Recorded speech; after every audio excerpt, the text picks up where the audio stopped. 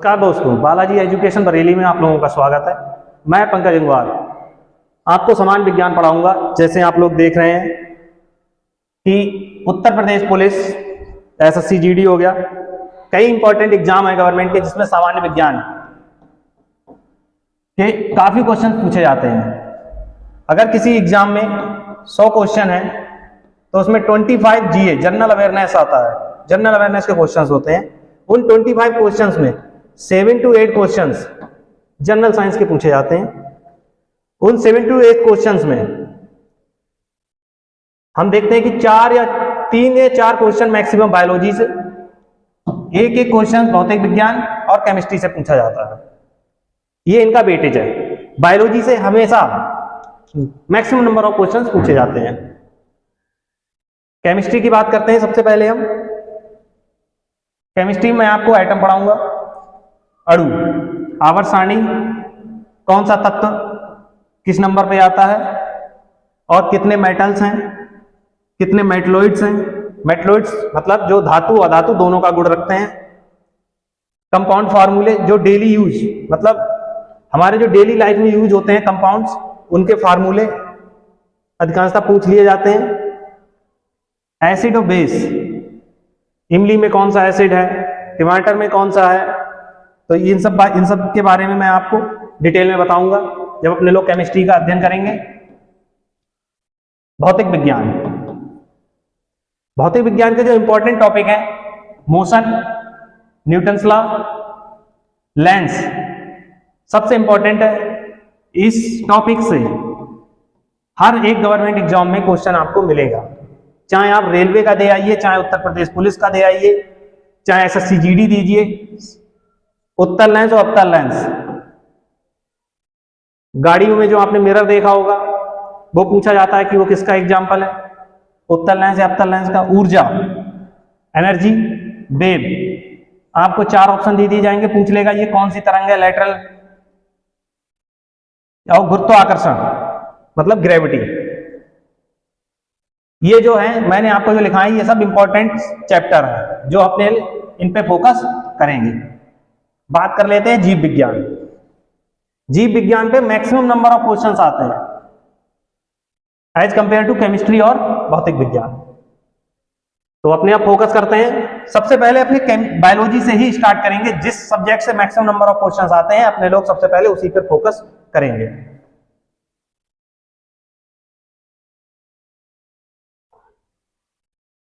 जीव विज्ञान,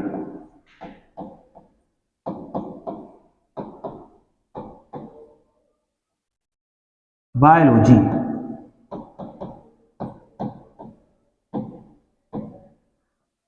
बायोलॉजी ये एक वर्ड बायोलॉजी, ये किसी ना किसी ने तो डिफाइन किया होगा, ऐसे तो आ नहीं गया और इसका कुछ ना कुछ तो मतलब होगा। बायोलॉजी, बायोलॉजी जनरली 2 शब्दों से मिलकर बना है, बायोस प्लस लॉजी। बायोस का मतलब है लिविंग, लॉजी का मतलब है स्टडी। लिविंग मतलब सजीव, स्टडी का मतलब है अध्ययन। जो भी सजीव जीव जंतु हैं उनका अध्ययन, जो भी सजीव प्राणी हैं उनका अध्ययन बायोलॉजी कहलाता है। और हमें ये बताया किसने कि सजीवों का अध्ययन बायोलॉजी कहलाएगा? ये सबसे पहले बताया था अरस्तु। तो हम कह सकते हैं कि जीव विज्ञान का जनक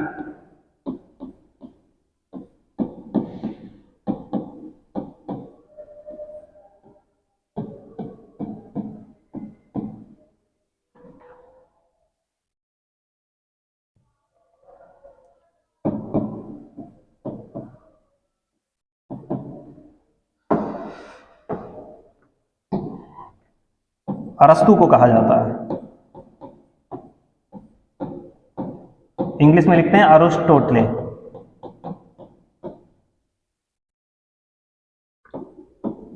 ये एक इंपॉर्टेंट क्वेश्चन है, कई एग्जामों में ये डायरेक्ट पूछ लिया गया है कि जीव विज्ञान का फादर कौन है, मतलब बायोलॉजी फादर ये कौन है। तो इसका सीधा आंसर है अरस्तु। अरस्तु ने जब बायोलॉजी को डिफाइन किया तो उन्होंने अपने आसपास के सजीव चीजों के बारे में देखा, तो इन्हें अपने आसपास सिर्फ दो चीजों का पता चला कि दो चीजें हमारे पास आसपास जो इन्वायरमेंट है उसमें सजीव है, और इन्होंने इसका वर्गीकरण किया। वर्गीकरण किया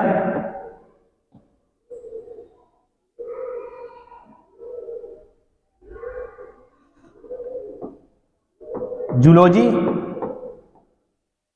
और बॉटनी। बॉटनी यहां थोड़ी जगह कम है, नेक्स्ट पेज से देखते हैं। जूलॉजी और बॉटनी।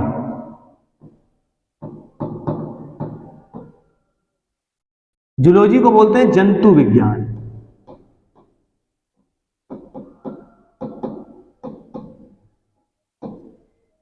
बॉटनी को बोलते हैं अपने पादप विज्ञान।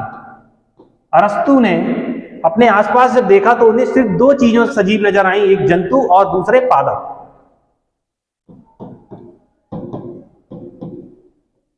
पादप विज्ञान, और ये अरस्तु के द्वारा किया गया वर्गीकरण था।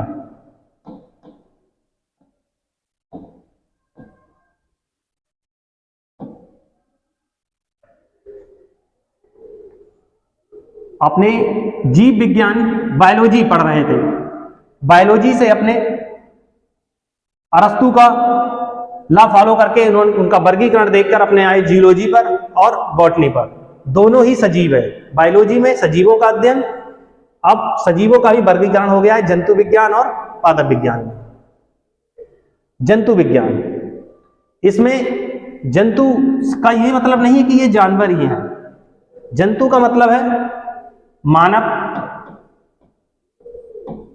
और जानवर दोनों, या जो भी जीव जंतु हैं उनका अध्ययन। पादप पेड़ पौधे,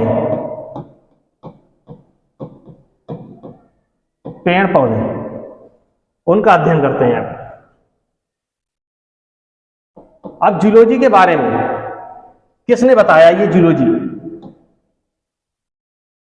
जूलॉजी जिसने बायोलॉजी मतलब जीव विज्ञान को डिफाइन किया, उसी का ये उन्हीं ने वर्गीकरण दिया अरस्तु ने जंतु विज्ञान। तो जंतु विज्ञान के फादर कौन हुए? जनक। जंतु विज्ञान के जनक भी कौन हुए?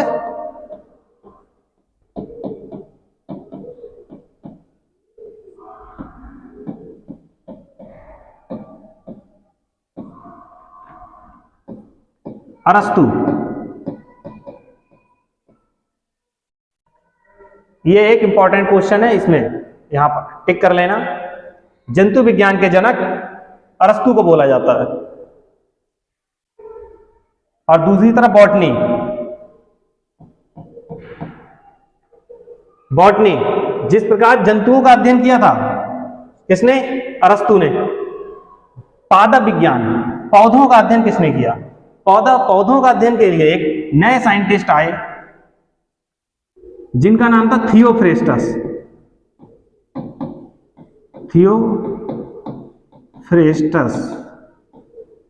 थियोफ्रेस्टस। इन्होंने पौधों का अध्ययन किया और पौधों के बारे में बताया। अब इन्होंने अब दूसरी तरफ देखते हैं जंतु विज्ञान। जंतु विज्ञान का जो अध्ययन है वो एक किताब में किया गया जो अरस्तु के द्वारा लिखी गई है। उस किताब का नाम है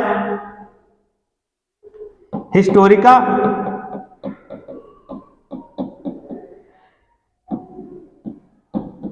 एनिमेलियम।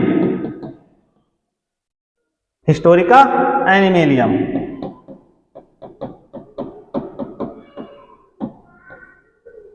हिस्टोरिका एनिमेलियम। हिस्टोरिका एनिमेलियम। अरस्तु ने जो जंतु विज्ञान है इसका अध्ययन हिस्टोरिका एनिमेलियम में किया है इसका जिक्र, जंतु विज्ञान का। उसी प्रकार थियोफ्रेस्टस ने पादप विज्ञान का अध्ययन या पादप विज्ञान के बारे में जो कुछ जानकारी इन्हें मालूम पड़ी वो इन्होंने एक बुक लिखी, हिस्टोरिका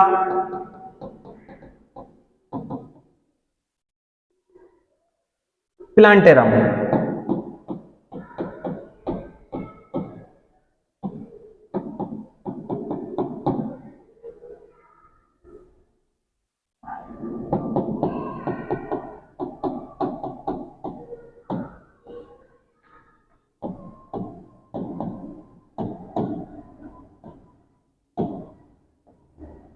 हिस्टोरिका प्लांटेरम। अब आप लोगों ने देखा होगा कि अपने लोग जीव विज्ञान से चले थे, जीव विज्ञान से जंतु विज्ञान, जीव विज्ञान को डिवाइड कर दिया गया जंतु विज्ञान और पादप विज्ञान। अरस्तु ने फोकस किया जंतु विज्ञान के ऊपर, थियोफ्रेस्टस ने फोकस किया पादप विज्ञान के ऊपर। अरस्तु ने एक बुक लिखी हिस्टोरिका एनिमेलियम, ये इंपॉर्टेंट बुक है, ये कई एग्जाम में पूछी गई है। और जो थियोफ्रेस्टस ने भी एक बुक लिखी पौधों के बारे में, जो इन्हें जो कुछ जानकारी मिली उसका नाम था Historica plantarum, Historica plantarum. Next page पे देखते हैं, बात कर रहे थे अपने लोग जंतु विज्ञान की। जंतु विज्ञान, जंतु विज्ञान को मैंने आप लोगों को बता दिया। इसमें जंतु से आप ये मत समझ लेना कि जानवरों की बात हो रही है, इसमें ह्यूमन मतलब मानव भी जंतु विज्ञान के अंतर्गत ही आता है। अब हम किसका अध्ययन कर रहे हैं? सजीव, लिविंग थिंग्स का, मतलब सजीव वस्तु, जो भी सजीव है उनका अध्ययन करना बायोलॉजी कहलाता है। उसी के अंतर्गत एक शाखा आती है जंतु विज्ञान, जूलॉजी। जंतु कौन है? मानव, मानव हो गया, जानवर हो गए, क्या है ये सब? ये सब जंतु विज्ञान के अंतर्गत ही आते हैं। अब हम इनकी कुछ प्रॉपर्टी पढ़ेंगे जो दोनों में कॉमन होगी, मानव और जानवर, क्योंकि हम जंतु विज्ञान का अध्ययन कर रहे हैं तो हम जंतु विज्ञान की कुछ प्रॉपर्टी देखेंगे। मानव और जानवर दोनों को ध्यान में रखकर कुछ इनकी प्रॉपर्टीज लिखते हैं। जैसे दोनों ही प्रजनन करते हैं, प्रजनन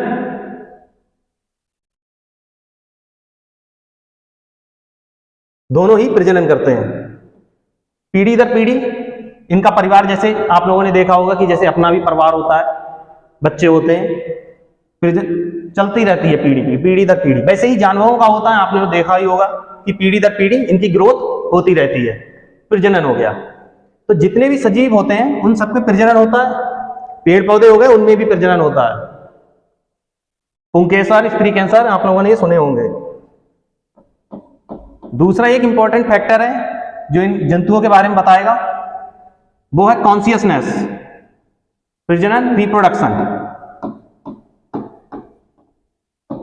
रिप्रोडक्शन सिस्टम, इनमें रिप्रोडक्शन सिस्टम होता है, ठीक है, प्रजनन जिसे बोलते हैं।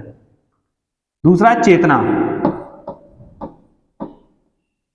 चेतना, चेतना को इंग्लिश में बोलते हैं कॉन्शियसनेस, कॉन्शियसनेस।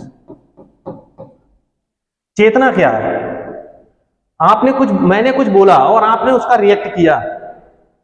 मैंने कुछ आपसे कहा, जैसे ये इधर आओ, तो आप लोग कुछ ना कुछ रिएक्ट करेंगे। आप मेरे पास आए या मैं, किसी ने कुछ बोला, ये सब कॉन्शियसनेस कहलाती है। किसी ने कुछ बोला, उसने सुना, ये सब कॉन्शियसनेस, ये सब में होता है, खासकर मानव में। जानवर में भी, अपने जानवरों को भगाते हैं, आवाज देते हैं, जैसे कहीं पर भी जानवर आपकी गली में खड़ा हो, आप उसे हट या ऐसे आवाज देते तो हट जाता है। सब में ये चेतना होती है, जितने भी सजीव है। तीसरा ग्रोथ, वृद्धि, वृद्धि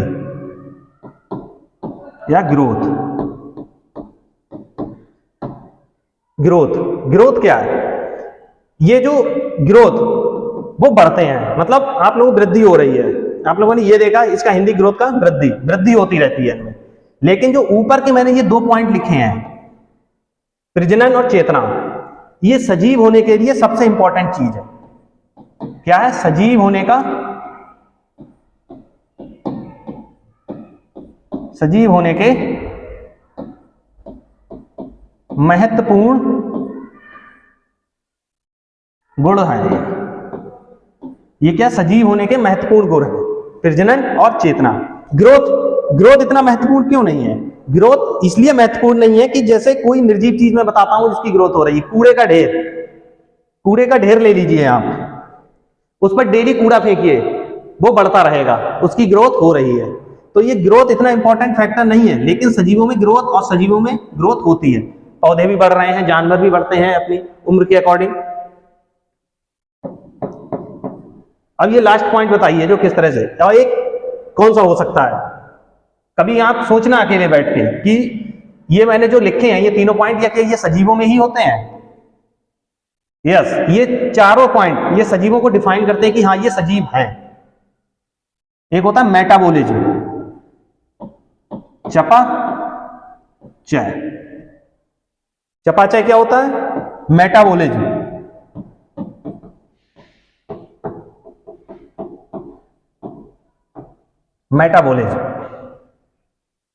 भोजन, जो भी सजीव है उसे भोजन की आवश्यकता होगी। कोई भी सजीव हुआ, चाहे मानव हुआ, मानव भोजन करता है, उसे क्या करना चाहिए, क्या इंपॉर्टेंट है उसके सेहत के लिए, उसे पता होता है। ऐसे ही जानवर जो शाकाहारी है वो घास फूस खाते हैं, सबके लिए ये मेटाबॉलिज्म। तो वो जो भोजन कर रहे हैं उनको पचाने की क्रिया क्या कहलाती है? चयापचय या मेटाबॉलिज्म। अब ये जो हमने जो बात की है, ये बात की है जंतु विज्ञान के गुणधर्म। हमने ये जंतु विज्ञान के गुणधर्म देखे हैं। ये 4 चीजें हैं जो किसी को सजीव बताती हैं: प्रजनन, चेतना, वृद्धि या चयापचय। लेकिन इनमें से जो 2 पॉइंट हैं, प्रजनन और चेतना, ये बहुत इंपॉर्टेंट पॉइंट है सजीव होने के गुणधर्म है, महत्वपूर्ण गुणधर्म है, प्रजनन और चेतना। ग्रोथ क्यों नहीं है? ग्रोथ का मैंने आपको एग्जाम्पल दिया था। ग्रोथ दोनों में होगी, जानवरों में, मानव में, लेकिन ये इतना इंपॉर्टेंट इसलिए नहीं है कि ग्रोथ निर्जीव वस्तुओं की भी हो जाती है। जैसे कूड़े का ढेर, तुम उस पर डेली कूड़ा डालो, उसकी ग्रोथ होगी, तो ये इतना इंपॉर्टेंट नहीं है। लेकिन प्रजनन और चेतना, कॉन्शियसनेस, ये इंपॉर्टेंट पॉइंट है। अब नेक्स्ट पेज पे अपने देखते हैं।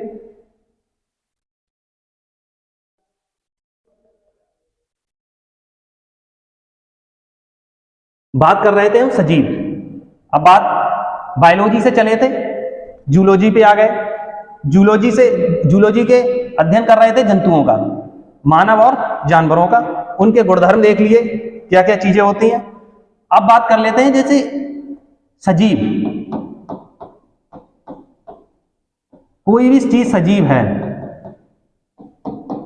उसकी सबसे छोटी इकाई क्या है? जो सबसे छोटी इकाई है, सेल। हिंदी में से बोलेंगे कोशिका। क्या है? कोशिका।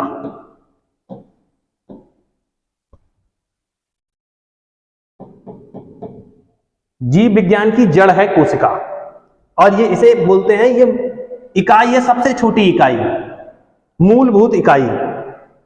कोई पूछे बायोलॉजी की मूलभूत इकाई क्या है, तो है सेल, यानी कि कोशिका। कोशिका को हम ये भी बोल सकते हैं, इंग्लिश में बोलते हैं स्ट्रक्चरल एंड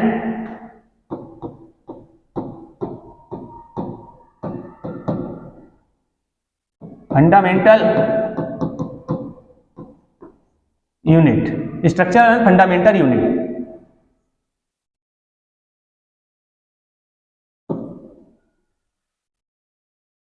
संरचनात्मक, स्ट्रक्चरल का मीनिंग हो गया संरचनात्मक।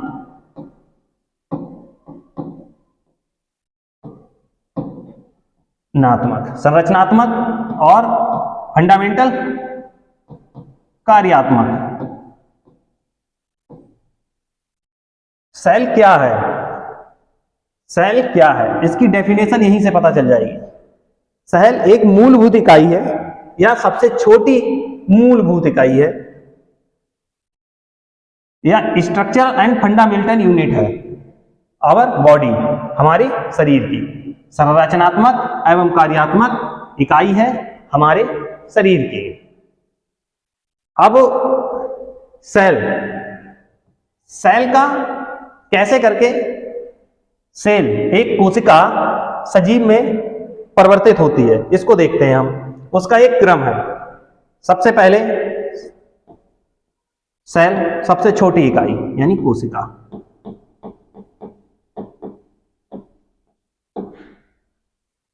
फिर बहुत सारी कोशिकाएं,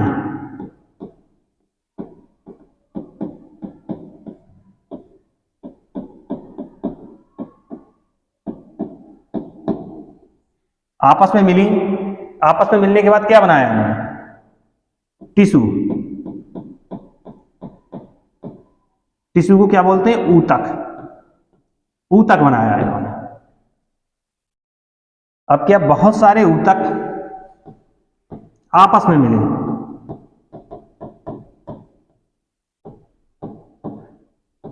बहुत सारे ऊतक जब आपस में मिले तो क्या बनाए, ऑर्गन। ऑर्गन एक अंग, एक अंग। अब जब बहुत सारे अंग मिलते हैं, जैसे हार्ट ले लीजिए, मस्तिष्क ले लीजिए, ये सब अंग ही हैं, लीवर ले लीजिए, तो ये क्या मिलके बनते हैं,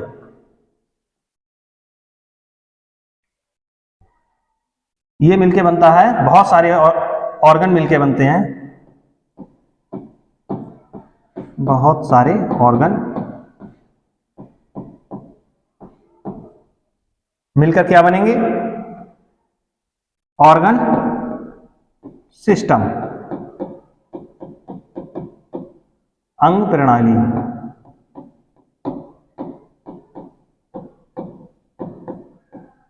अंग प्रणाली। और फाइनली जब सारी अंग प्रणाली एकत्रित हो जाती हैं तो क्या बनता है, ह्यूमन बॉडी, मानव शरीर।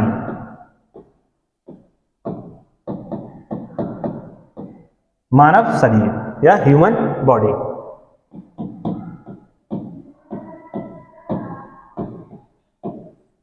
Human body. हमने देखा सबसे छोटी इकाई क्या थी, कोशिका। बहुत सारी कोशिकाएं आपस में मिली, क्या बने, ऊतक। बहुत सारे जब ऊतक मिले तो क्या बना, अंग। बहुत सारे जब अंग मिले तो क्या बना, एक अंग या अंग प्रणाली, पूरा सिस्टम। उसके बाद क्या, मानव की बॉडी, मतलब पूरा शरीर जो हुआ। अब ये सेल, हमने सेल का भी अध्ययन कर लिया कि जो सबसे छोटी इकाई है वो क्या है, सेल यानी कोशिका। अब बात कर देते हैं, जैसे हम सजीव के बारे में बात कर रहे हैं, तो सजीव को हम अब अपने एग्जाम पॉइंट ऑफ व्यू से किस तरफ डालेंगे, लेके चलेंगे, हम सजीव को अब लेके चलेंगे ह्यूमन बॉडी। सजीव से क्या आ जाता है आपको, ह्यूमन बॉडी, शरीर।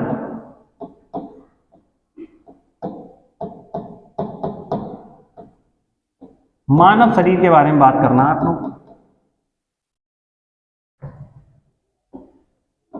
मानव शरीर से पहले कुछ आप लोगों को एग्जाम्पल देता हूं। जैसे कोई फैक्ट्री है, उसमें बहुत सारे डिपार्टमेंट होते हैं।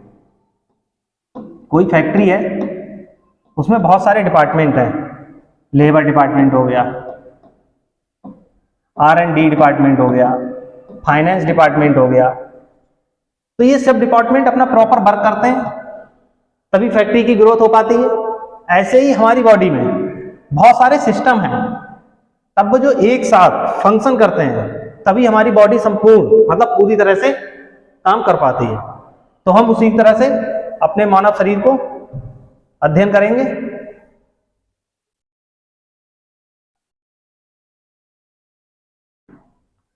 सबसे पहले रेस्पिरेटरी सिस्टम,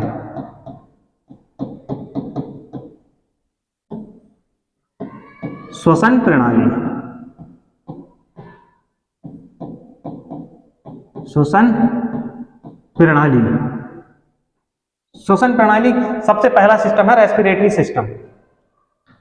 हमने नाक के द्वारा सांस ली और फेफड़ों तक पहुंची, ये सब किस में आएगा? जो फेफड़ों ने वर्क किया, कितने स्पंज है फेफड़ों का, वो सब इसमें वर्क कर रहा है। श्वास नली, नाक के थ्रू सांस गई, सांस नली के थ्रू होते हुए फेफड़ों तक पहुंची, तो ये सब रेस्पिरेटरी सिस्टम के अंतर्गत आता है, श्वसन प्रणाली।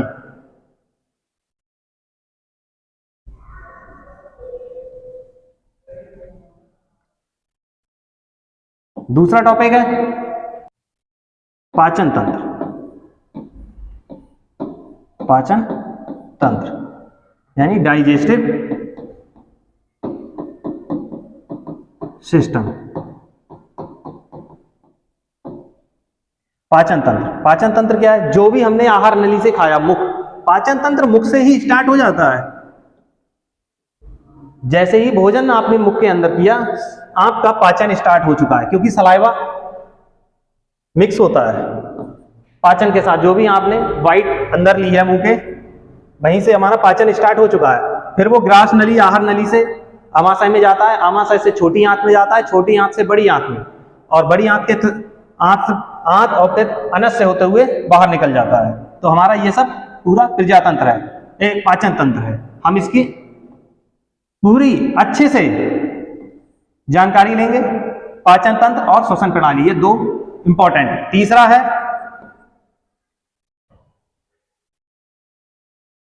डाइजेस्टिव सिस्टम हो गया, रेस्पिरेटरी सिस्टम हो गया। तीसरा है हमारा सर्कुलेटरी सिस्टम, परिसंचरण तंत्र, परिसंचरण तंत्र, परिसंचरण तंत्र। परिसंचरण तंत्र क्या है? Circulatory system, circulatory system, circulatory system, परिसंचरण तंत्र। इसमें क्या, इसमें दो इंपॉर्टेंट चीजें हैं। इसमें हम पढ़ेंगे, सिरा होती है और एक होती है धमनी। सिरा और धमनी मतलब आर्टरी और वेन्स।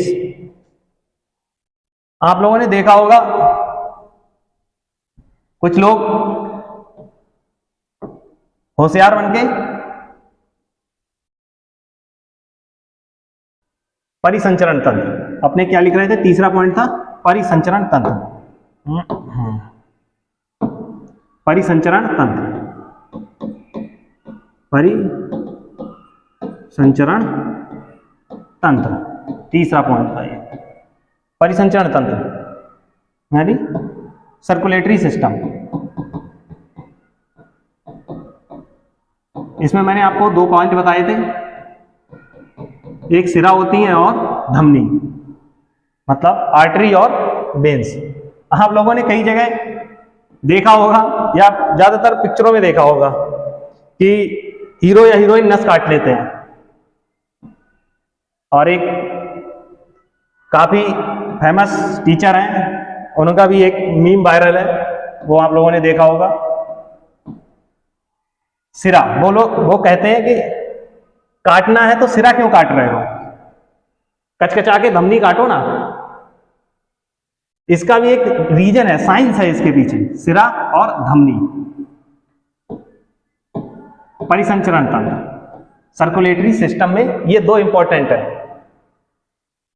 सिरा, जो हमारे हाथ में ऊपर से ग्रीन ग्रीन जो भी वो दिखाई दे रही है, हल्के हरे रंग की, असल में ये हरे रंग की होती नहीं है, ये होती है नीले रंग की, और ये हमारे शरीर में ऊपर उभरी हुई होती है, हमारे बॉडी में ऊपर उभरी हुई होती हैं।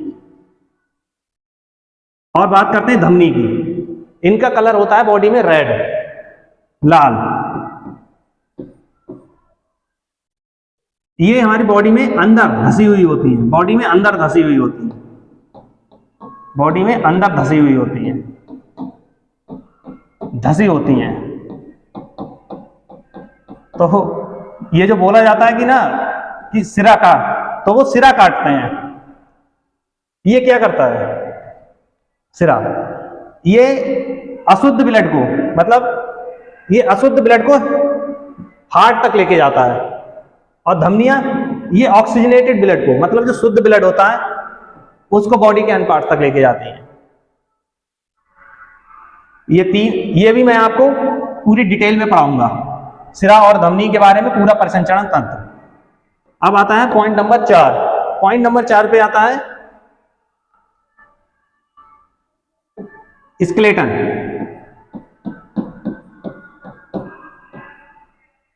स्केलेटन या कंकाल तंत्र।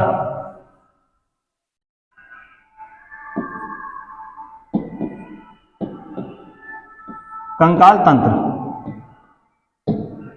Skeleton system. Skeleton system,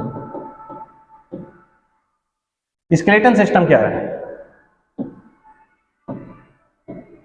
skeleton system जो नॉन बायोलॉजी के स्टूडेंट हैं, जिन्होंने बायोलॉजी नहीं, क्योंकि वो फिर लैब में भी नहीं गए होंगे, वहां पर आप लोगों ने देखा होगा एक कंकाल मतलब एक स्ट्रक्चर रखा होता है जो पूरी बॉडी का, जिसे रात में देख के डर भी सकते हैं। आजकल बॉलीवुड मूवी में भूत के लिए काफी जो भूतिया मूवी होती हैं उनमें वो इस्तेमाल करते हैं कंकाल तंत्र। तो वो ये कंकाल तंत्र, स्केलेटन सिस्टम। हम इसमें ये पढ़ेंगे कि कौन सी हड्डी बड़ी है, सबसे बड़ी है, कौन सी छोटी है, ह्यूमन बॉडी में कितनी हड्डियां हैं। जब अपने लोग बेबी या छोटे होते हैं तब हमारे बॉडी में कितनी हड्डियां होती हैं। जब बच्चे, जब छोटे मतलब न्यूबॉर्न बेबी, तब 300 प्लस या 300 हड्डियां होती हैं। और जब हम जैसे जैसे बड़े हो जाते हैं, एक वयस्क, तो 206 हड्डियां। तो हम सारियों का अध्ययन करेंगे पूरे फुल डिटेल में। ये हो गया हमारा कंकाल तंत्र। कंकाल तंत्र के बाद आता है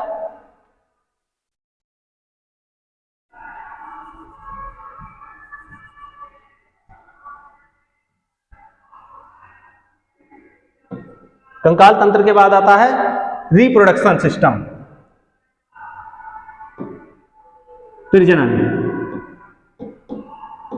प्रजनन तंत्र यानी रिप्रोडक्शन सिस्टम, रिप्रोडक्शन सिस्टम, प्रजनन तंत्र। प्रजनन तंत्र क्या है?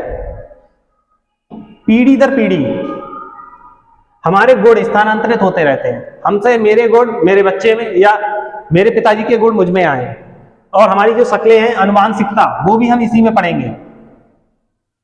कैसे करके मैच होती हैं हमारी आदतें, हमारे जो शक्ल, जो जैसे मैं अपने पापा के जैसे लगता हूं, तो ये क्या है? ये अनुवांशिकता है। ये भी हम प्रजनन तंत्र या रिप्रोडक्शन सिस्टम में ही हम पढ़ेंगे। और एक है 7th पॉइंट है नर्वस सिस्टम। नर्वस, ये उधर लिखना है इंग्लिश में,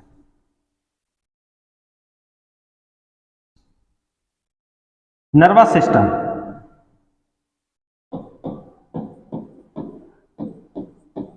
नर्वस सिस्टम, नर्वस सिस्टम को हिंदी में कहते हैं तंत्रिका तंत्र। क्या कहते हैं? तंत्रिका तंत्र।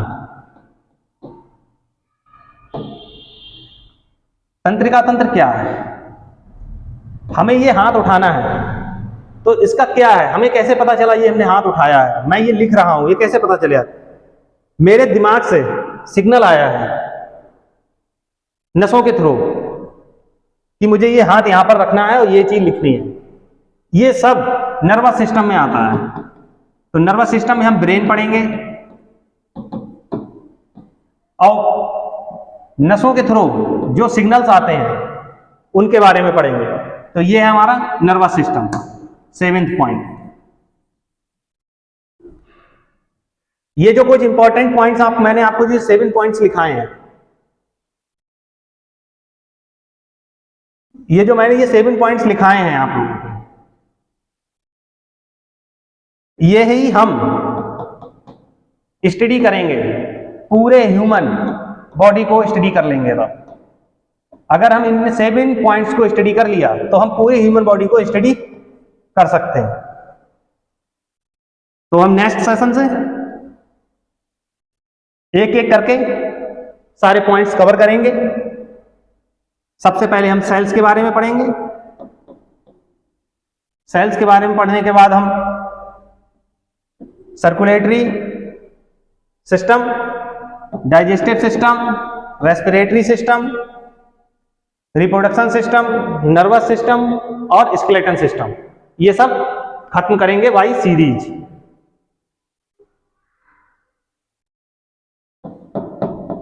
नेक्स्ट क्लास में हम सेल्स का अध्ययन करेंगे।